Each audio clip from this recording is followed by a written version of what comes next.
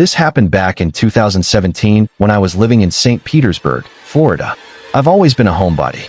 So, when my coworker Jenna, who was about 10 years younger than me, started relentlessly begging me to go out, I kept declining. She and another girl from work, Mira, were persistent, though. And after weeks of asking, I finally gave in. I told Jenna I would join them for a night out the following weekend. As the weekend approached, Jenna came to my apartment. She wanted to leave her car there and have me drive, which immediately stressed me out. I had lived in St. Pete for 4 years, but since I rarely left my neighborhood, I knew nothing about local nightlife. The farthest I usually drove was 4 miles to the nearest Walmart. If I went any further, I'd be lost without my GPS.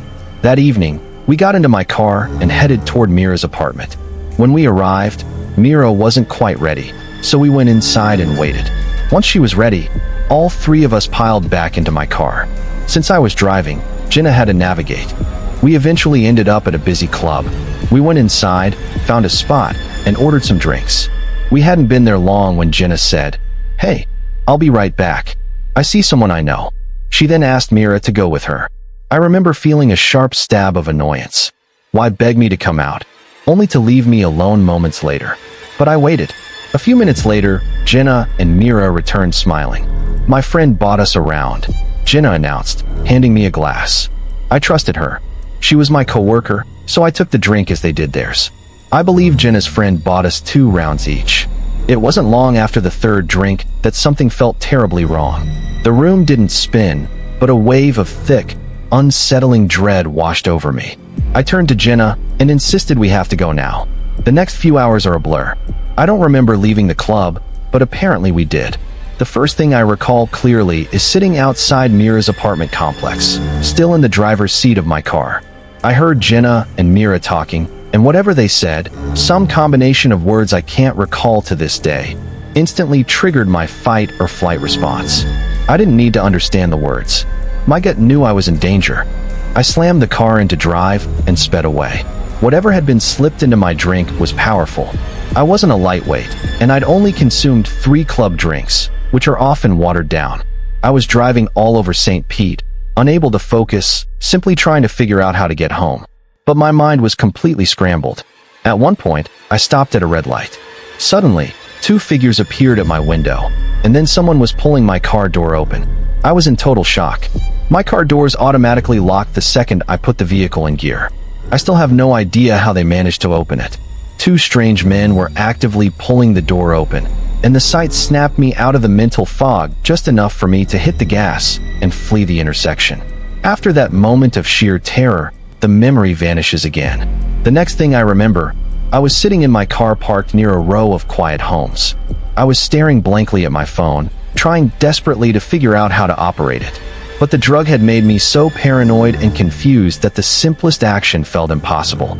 I looked around, saw no one, and convinced myself I was safe for the moment. I reclined the seat and fell into a deep, drug-induced sleep. I woke up around 5 a.m. with the drug wearing off. I was finally able to use my phone. I put on the GPS and drove straight home, collapsing into bed immediately. I woke up again around 11 a.m. to 20 missed calls, mostly from Jenna, but a few from a concerned friend. When I called Jenna back, she was frantic, demanding to know where I went. "What do you mean?" I retorted. "Your friend spiked my drink, and I wasn't sticking around to find out what was going to happen next," I told her. Jenna then let slip a chilling line. "The spiked drinks weren't meant for you." That casual admission was all the confirmation I needed that she was involved. She quickly told me that she would stop by later to pick up her vehicle. Before she arrived, the memory of those 2 guys opening my door returned with jarring clarity. Had it been a hallucination, or was it real? I went outside to check my car, and there it was. The plastic casing of my driver's side door handle was completely missing. Whoever had been holding onto that handle when I sped away must have ripped it right off. The physical damage confirmed that the terror I felt wasn't a delusion. Someone had tried to get into my car while I was drugged, driving alone, and vulnerable. I was furious that Jenna had put me in such a predicament. I never spoke to her again. The moral of this terrifying story is simple, and it's the only reason I'm still here. Always trust your instincts. Your gut feelings are always right.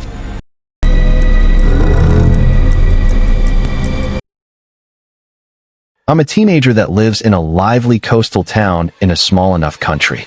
It's very popular among tourists during the summer and becomes quiet during the other seasons.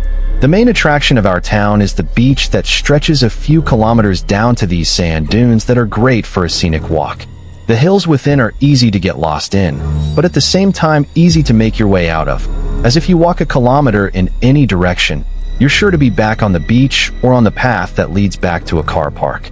The walk from this car park is around 15 to 20 minutes, provided you make good pace, so you're never truly isolated there.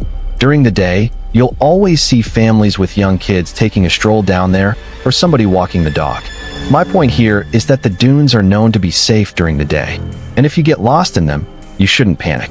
This story takes place a few weeks after school started back up, so town is quieter and the evenings grow darker. My friends and I are part of the local scout group. Our group is split into 4 groups, being Beavers for ages 5 to 8, Cubs for 9 to 12, Scouts for 12 to 15, and lastly, Ventures for ages 16 to 18. We meet every Thursday from 7 to 9 p.m. Whether it be inside or outside, it depends on the time of year. On this night, it was the Scouts' first night back after the summer break. So, as per the tradition, we meet at the car park by the walk to the sand dunes, and the Scouts would walk down to the sand dunes. We would have the older Scouts hike up the biggest of the dunes, and then have the newer Scouts, the 12-year-olds, follow them.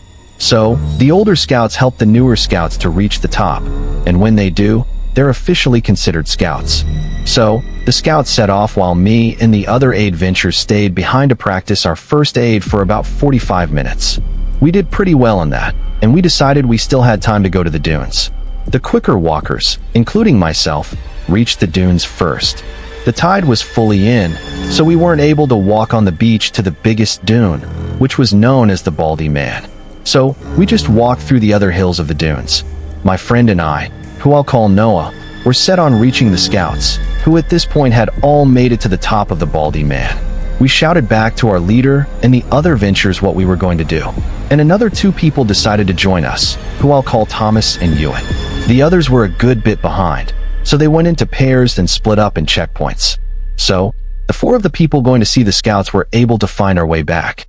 So me, Noah, Thomas, and Ewan took off in the near pitch-black dunes, tripping and falling all over the place, going up and down, hill after hill, while scraping our legs on the pointed grass and the occasional bramble. The moon illuminated the silhouette of the Scouts, and we were further away than we thought.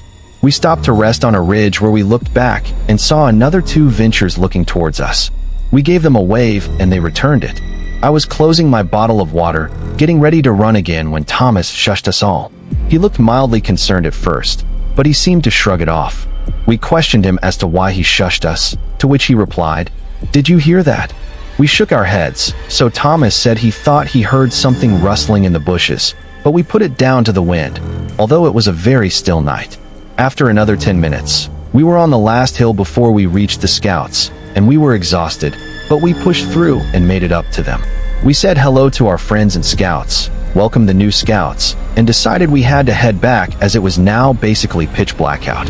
And again, we had no torch.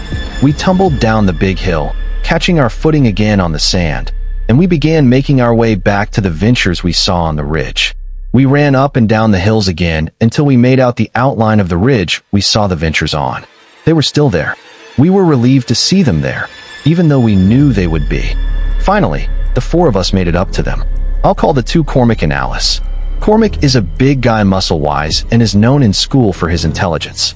He's about 6 feet 3 inches and looks like he could beat up a bear in a fist fight. Alice is a quiet girl, but very smart, both in school and in social situations. Even without a torch, I could see a look of panic on Cormac's face, along with Alice visibly shaking beside him. "What's wrong?" asked Noah, speaking all our minds. Cormac looks me dead in the eyes and says, "Were you walking around on your own down there?" Pointing down to a clearing in the hills where people might come to have a drink or a smoke. "No, I've been with the others the whole time." "Why?" I replied, feeling my heart rate increase. I think all of us had the same realization at the same time. We could nearly feel each other's blood run cold. Alice and I saw a man with his hood up, dressed in all black, circling this clearing, obviously avoiding us.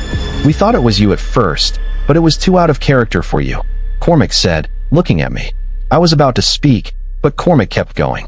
He said, "When we waved at you from the other ridge, we hadn't seen this guy yet. But the minute you were off of it, we saw what I assume is the same guy standing where you stood, looking in your direction. It hit me then, and I had a constant shiver running through me. Thomas must have heard him moving around when we were up there. We were being followed. There's safety in numbers, so the 6 of us made our way down to the clearing where the man was spotted. He didn't even have a torch," said Alice in a shaky voice. Cormac and Alice rushed toward the scouts to warn their leaders about the situation, while the other 4 of us stayed back and kept watch in the clearing. Cormac and Alex came back quickly after warning the scouts. It was oddly quiet now. We were terrified that this man dressed in all black without a torch circling the place, and most scary of all, alone in the pitch-black dunes, was going to jump out and attack. Luckily, that never happened. We hurried back to the car park, finding the last 3 ventures along with our leader on the way back, notifying them of the situation. We were nearly out of the dunes when one of the younger scouts let out a scream, which prompted all the others to run. Noah and I, leading the walk back, were the ones who rushed to the kid first. The poor child was in tears, and when we asked him what happened, he pointed to my left. There he was, the same man standing on a ridge just looking at us. Noah told everyone to run, as he said he saw a knife in the man's hand. The ventures all carried the slower children back to the car park, which was safe as far as we assumed. I never saw the man's face, nor do I plan on finding out who it was.